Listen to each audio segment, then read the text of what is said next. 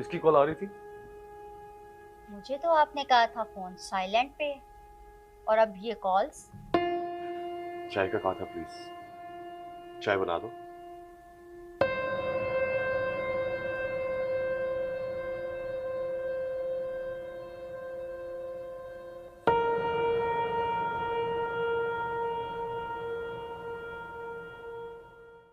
आजकल आप ज्यादा ही परेशान रहने लगे हो।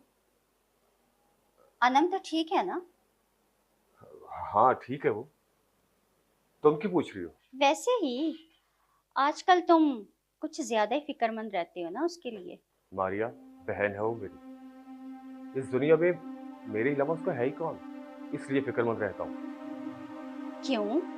उसका शौहर है ना उसका ख्याल रखने रख के लिया लिए। उसने ख्याल जितना रखना था। मतलब? मैं लेट हो रहा हूँ, बाकी बात बाद में करेंगे।